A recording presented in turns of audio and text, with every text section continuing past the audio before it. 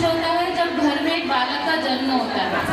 आयुर्वेद में एक श्लोक आया है, ध्रुवम चतुर्णम सानिध्यात् गर्भस्यात् विधिपूर्वकम् ऋतुक्षेत्र अंबु बीजा नाम सामुग्र अंकुरो यथा।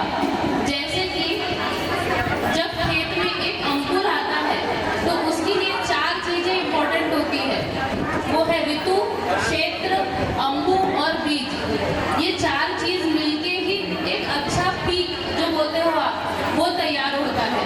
वैसे ही अगर हमें एक अच्छा गर्भ तैयार करना है तो ये 4 चीज की जरूरत होती है।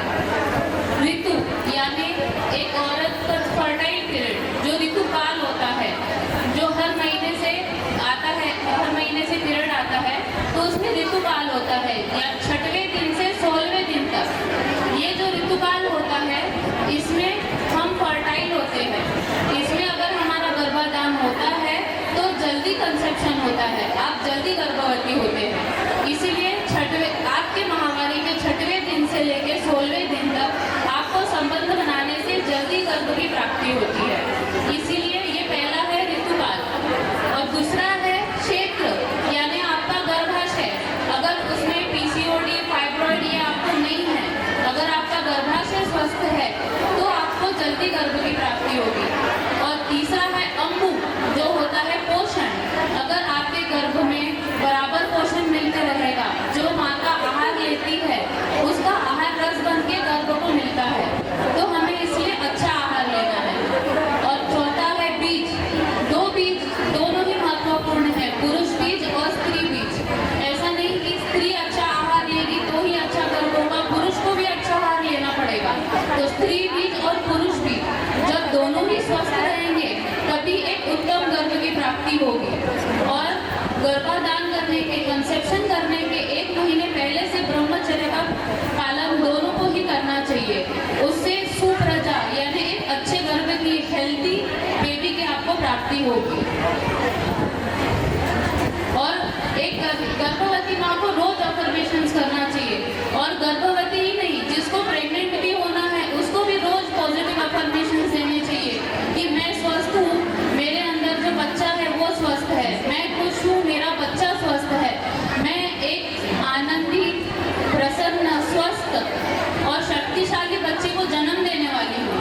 ऐसा पॉजिटिव अफर्मेशन आपको रोज करना चाहिए।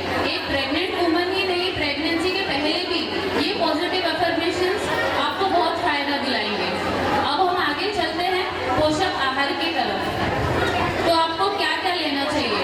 हर महिला को लगता है कि मैं प्रेगनेंसी में क्या खाऊं, क्या नहीं खाऊं, कौन सी चीज मुझे फायदा देगी और कौन सी चीज मुझे नुकसान करेगी। तो हमें क्या खाना चाहिए? पहला है, हमें डेयरी जो दूध के बने हुए पदार्थ है वो सारे खाना चाहिए, वो भी देसी गाय के। देसी गाय का दूध, देसी गाय का घी, मक्खन, दही, छाछ, ये सारी चीजें आपको नियमित तरीके से लेनी है। तो इससे आपको कैल्शियम की और प्रोटीन की तकलीफ कभी नहीं होगी। बाद में डिलीवरी के बाद या प्रेगनेंसी में भी हमें कमर दर्द होता है, पैरों में दर्द होता है, लेकिन अगर आप पर्याप्त मात्रा में ये चीजें लेती हैं तो आपको ये तकलीफ नहीं होगी। और फल लेने हैं, सूखे मेवे लेने हैं। सूखे मेवे आपको भिगा के खाने हैं। और सब्जियां जैसे कि पालक है, लौकी है, तोरई है, बीट है, ये सब आपको आयरन देंगे। और अगर आप लोहे की कढ़ैया में, लोहे के तवे में खाना बनाते हैं और खाते हैं तो आपको आयरन की कमी भी नहीं होगी। अनाज में आप चावल, गेहूँ, सूजी, मूंग दाल सब ले सकते हैं। और कौन सी सब्जियां नहीं लेनी है तो उसमें पत्ता गोभी, राजमा, छोला, गवार की फली, बैगन, ये सब चीजें आपको नहीं खानी है। और अब हम देखेंगे कि कौन से महीने में गर्भवती को क्या चीजें लेने से क्या फायदा होता है। तो पहले महीने से लेकर तीसरे महीने तक आपको गाय का दूध लेना है और उसके साथ शतावरी चूर्ण लेना है। 1 कप गाय का दूध गुनगुना करके सुबह शाम उसमें 1 चम्मच शतावरी चूर्ण डाल के आपको दोनों टाइम लेना है। और चौथे महीने में गर्भ में हृदय का विकास होता है, इसलिए हमें देसी गाय का मक्खन लेना है। मक्खन से क्या होता है, हार्ट जो होता है उसका डेवलपमेंट अच्छा होता है और ब्रेन डेवलपमेंट अच्छा होता है। इसलिए 4th और 5th मंथ में प्रेग्नेंट वुमन को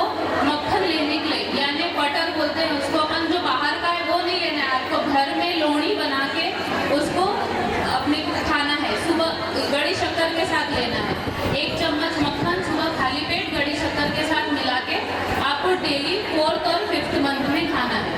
अब आगे आता है 6th मंथ, तो आपको 6वें और 7वें महीने में घी का इंटेक ज़्यादा लेना है, क्योंकि इसके बाद 7वें महीने से बच्चा पूरा तैयार हो जाता है। बस अब बच्चे में वजन बढ़ने की देरी रहती है, हमको उसको बराबर वजन में लाना होता है ताकि वो अच्छे से डिलीवरी हो जाए, वो हेल्दी रहे। इसीलिए उसके बाद हम घी का उपयोग करते हैं। और 8वें महीने में आपको खीर खानी है, तो खीर किस चीज़ की खानी है? चावल, सूजी, गेहूँ, सेवई, इसमें से बनी कोई भी खीर आप 8वें महीने में ले सकते हैं। दिन में 2 बार आपको 1 कटोरी खीर खानी है। और 9वें महीने में भी आपको दूध और घी का सेवन चालू रखना है। अब बात आती है दवाइयों की, तो दवाइयों में हमें शतावरी चूर्ण लेते रहना है पूरे 9 महीने। और 9 महीने के बाद भी जब आप स्तनपान कराते हो, बच्चे को दूध पिलाते हो, कभी भी आपके लिए शतावरी चूर्ण एक वरदान है, उससे माँ को कभी दूध की कमी नहीं होती। इसलिए आपको शतावरी चूर्ण हमेशा लेते रहना है। और दूसरी चीज़ है फल ग्रुप। आप कंसीव होने के पहले जिनको तकलीफ हो रही है, जो कंसीव नहीं कर पा रहे हैं, फैमिली प्लानिंग नहीं कर पा रहे हैं, उनको फल ग्रुप लेना चाहिए। सुबह खाली पेट 2 चम्मच गुनगुने पानी के साथ आप फल ग्रुप लेना शुरू कर दीजिए, तो आपको जल्दी कंसीव हो जाएगा। और उसके बाद आपको पूरे प्रेगनेंसी भी फल ग्रुप लेना है। च्यवनप्राश है, पंचामृत है, ये इसका भी सेवन आप प्रेगनेंसी में कर सकते हैं। और अब आती है योगा की बात। रेगुलर वॉक करते रहना है आपको प्रेगनेंसी में भी। सुबह उठ के पानी पी के टहलना है, तो उससे हमें कॉन्स्टिपेशन की तकलीफ नहीं होती है और हमारा ब्लड फ्लो अच्छा रहता है। हम सोचते हैं कि बेड रेस्ट है, इसीलिए आपको प्राणायाम भी करने हैं, भस्त्रिका, ऐसा ये सब चीज़ें नहीं करनी है, कपालभाति नहीं करनी है, आपको सादे प्राणायाम करने हैं, डीप ब्रीदिंग करनी है। उससे आपके बच्चे को ऑक्सीजन बराबर पहुंचेगा। जो लोग सोचते हैं कि हमें क्यों प्राणायाम करना है, और आजकल हार्ट प्रॉब्लम ज़्यादा आ रही है बच्चों में, क्योंकि बच्चों तक के ऑक्सीजन पहुंचता नहीं है पेट में। लेकिन अगर आप प्राणायाम